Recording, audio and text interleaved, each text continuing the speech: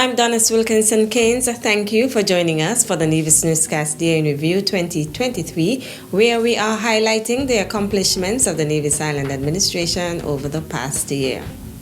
From October 14th to 16th, first responders in Nevis completed 3 days of crisis intervention training facilitated by the Ministry of Health in collaboration with the Pan American Health Organization, PAHO.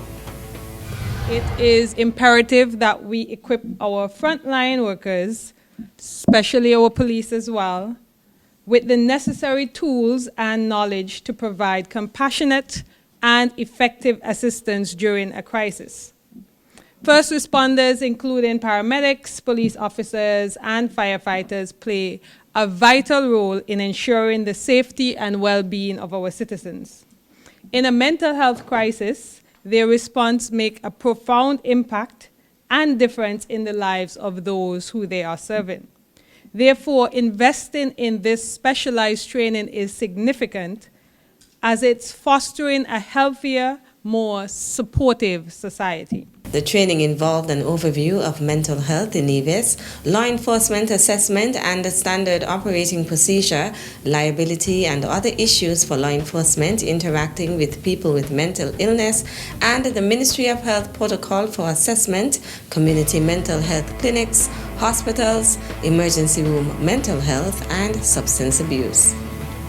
After a 3-year hiatus, the Nevis Financial Services Regulation and Supervision Department resumed its annual Anti-Money Laundering, Countering the Financing of Terrorism and Combating Proliferation Financing Conference. As guardians of integrity within our organizations, your role is pivotal in upholding the highest standards of compliance and ethics. In the dynamic landscape of AML CFT CPF, compliance officers, directors, senior management are the vanguards of accountability. Director of the Nevis Financial Services Department, Heidi Lynn Sutton. The 15th annual conference was held from October 23rd to 24th at the Four Seasons Resort. Premier the Honorable Mark Brantley announced the winner of the Culture Armour 50 slogan contest on October 24th. The Nevis Cultural Festival will celebrate its 50th anniversary from July 25th to August 6, 2024, with the winning slogan, Celebrating Culture, Embracing History, it's Culture Armour 50. And who's the winner who penned the slogan? None other than Queen Carmel Allen. According to the Culture Armour Secretariat, the slogan was selected from a field of 292 entries. The Department of Education officially launched its Student Ambassadors Program on October 25th. The purpose of this program is to set a model for characteristics and qualities of good leaders, of ambassadors. The Student Ambassador Program sets the framework or the model for students who aim to be positive influences among your peers and to make an impact. The 6 major pillars of the program are leadership, pride and patriotism, health and wellness, environment, community service, and volunteerism and fundraising. Nevis successfully hosted the Caribbean Tourism Organization's 10th Tourism Human Resources Conference from October 30th to November 1st. Nevis's Premier and Minister of Tourism, the Honorable Mark Brantley, was a featured speaker. The future of Caribbean tourism lies at the intersection of talent and technology. It is where our warm smiles meet the algorithms that power online bookings, where the richness of our culture is captured in the content we share with the world through social media. I have every confidence that the discussions and exchanges that will take place over the course of this conference will shed light on the path forward. The theme of the conference was Navigating the Next Phase of Caribbean Tourism, Talent and Technology 2024 and beyond. On November 1st, the Honorable Spencer Brand announced that the Ministry of Water Services had commenced a water exploration exercise on Nevis dubbed Project Aqua Vita. We have reached out to 5 drillers throughout the region. Our intention is to have them return their bids by the 30th of November, which is a very narrow window. And we are hoping that by the 1st of February, whomever the selected driller is would be mobilized on the island of Nevis. We are hoping that the 3 sites that we will start with in the first instance would be able to produce that 2.5 million gallons of water. The Nevis Island Administration, in collaboration with the United Nations UN Office for Barbados and the Eastern Caribbean, hosted a mega youth summit on November 6th. The United Nations Sustainable Development Goals, or SDGs, are not abstract ideals.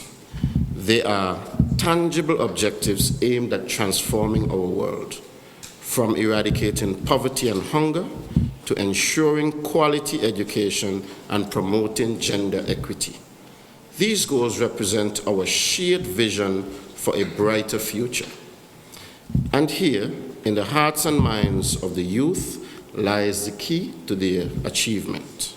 You, the youth of the Federation, are the torchbearers, the innovators, and the leaders who can drive this change. Dear youths of Nevis and the Federation, I urge you to seize these goals not as abstract ideals, but as blueprints for action. Let your passion fuel your commitment to creating a St. Kitts and Nevis where no one is left behind, where every child has access to quality education, where opportunities abound, and where peace and justice prevail. Minister of Youth, the Honorable Troy Liburd. On November 14th, the Nevis Island Administration's Department of Agriculture, in collaboration with the Inter-American Institute for Cooperation on Agriculture, IICA, held a consultation on the establishment of a broiler industry in Nevis. Turnout tonight is indicating that people in Nevis are interested in what we are trying to do, the broiler industry. And of course, this session that we're having tonight is an indication that the administration, the Nevis Island administration, is very serious about agriculture, and we are very serious about broiler production. We see the potential that is there, and we want to capitalize on that. And we are happy that you are interested in helping us do that. We will ensure that it succeeds with your help. Minister of Agriculture, the Honorable Eric Evelyn. The session was facilitated by Dayanand Mahibir Singh of the Caribbean Poultry Association. The Integrity in Public Life Amendment Bill 2023 was passed in the Nevis Island Assembly on November 21st. The Integrity Commission shall consist of A chairperson, retired judge or attorney at law of at least 15 years, appointed by the Deputy GG in his or her own deliberate judgment, and then B, 2 other persons appointed by the Deputy Governor General after consultation with the Premier and the opposition, if any. If there is no leader of the opposition, then the Deputy Governor General may appoint a member on the advice of the member or members of the opposition, provided that where there is no member of the opposition or the members of the opposition cannot agree on a nominee, then a member will be appointed on the advice of the Premier after consultation with the members of the opposition, if any. The other amendment is less significant in that what we are trying to do is just to change the period of appointment. We have asked that the House adopt a position where we move the tenure of appointment of commissioners from 5 years to 3 years. That will also allow other people to get an opportunity to serve in due course. On November 23rd, the Nevis Postal Services issued stamps in honor of Leontine Clark of Chickenstone, Gingerland, adding her to a list of centenarians who have received the recognition for their longevity. The 3rd annual centenarian stamp issue ceremony was held as part of the Nevis Postal Services celebration of World Post Day. I believe that when Miss Clark was a little girl growing up, there was no electricity around. I believe that she would have had to traverse the length and breadth of Nevis to catch water. I believe that there was not any telephone on the island of Nevis. But 100 years on, Ms. Clark is here to witness all of these transformation on the island of Nevis. No one has to tell her about it. She can see it, she can feel it, she can touch it for herself. And I'm happy that she has been able to live to see all of that has transpired. Ms. Clark, once again, congratulations to you. And I pray that God, through his love and his mercy, will continue to bless you and keep you, and will certainly continue to be the very good example that you have been to us and to your family. Leontine Clark attained the age of 100 years on September 21st. 10 men on Nevis were among 19 men in St. Kitts and Nevis who were the recipients of the inaugural International Men's Day National Awards on November 25th. The awardees were Dunford Wilkinson in the area of community activism, Orville Storrod in the area of creative economy, Brian Dyer in the area of first response, Michael Morton in the area of entrepreneurship, Jevon Williams in the area of sustainable development, Lawrence Richards in the area of education, and William Perkins in the area of health and human services.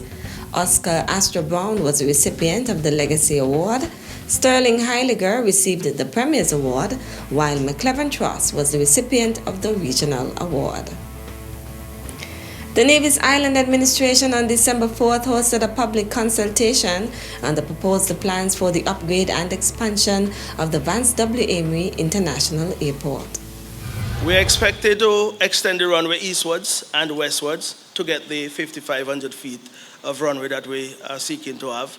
Improve lighting, modern lighting that is, increase or improvement to the apron, the airport apron, and also the construction of a brand new apron as well. We'll see the construction of a brand new fire hall or firefighting facility, along with the appropriate equipment, that is fire tenders. We'll also see the construction of a hangar. And in recent weeks, we've had discussions with with persons who are looking at possibly bringing a flight school here to the island of Nevis. We are also seeking to construct a fuel farm, because that is where we believe NASPA would be able to make quite a bit of revenue, or generate quite a bit of revenue. Additionally, we are also seeking to upgrade and expand the parking area, that is the parking lot. There will be also the realignment of the island's main road. As it is currently, that particular stretch of road will no longer be accessible in that area would form part of the overall airport facility. The consultation followed the signing of a contract between the NIA and Perez Engineering Construction and Consulting Services on November 10th. The Nevis Appropriation 2024 Bill 2023 was passed in the Nevis Island Assembly on December 7th. Premier and Minister of Finance, the Honorable Mark Brantley, presented a $282 million NIA budget for 2024. The budget for the upcoming year 2024 is set at $282.7 million. We have allocated the amount of $208.5 million to recurrent spending, representing 74% of the total budgeted expenditure. Having considered the expected uptick in economic activity for the upcoming fiscal year, the administration is projecting to collect the amount of $154.8 million in recurrent revenue, which represents a projected increase of a modest 6% when compared to the projected revenue of $146.4 million for the fiscal year 2022. We expect our recurrent revenue to be augmented by the remittance of at least $66 million from the federal government, representing a share of revenue from the CBI program. This remittance, when combined with our projected revenue collections, as outlined above, will provide a total overall recurrent revenue of $220.8 million for the upcoming 2024 fiscal period. When compared to the projected recurrent expenditure of $208.5 million, this provides a surplus on recurrent budget of $12.4 million. The NIA's 2024 budget address was delivered with the theme, Investing for Growth, Building the Framework to Support a Resilient and Sustainable Economy. That's it for this special edition of the Nevis Newscast. Thank you for joining us. A Happy New Year is wished to all.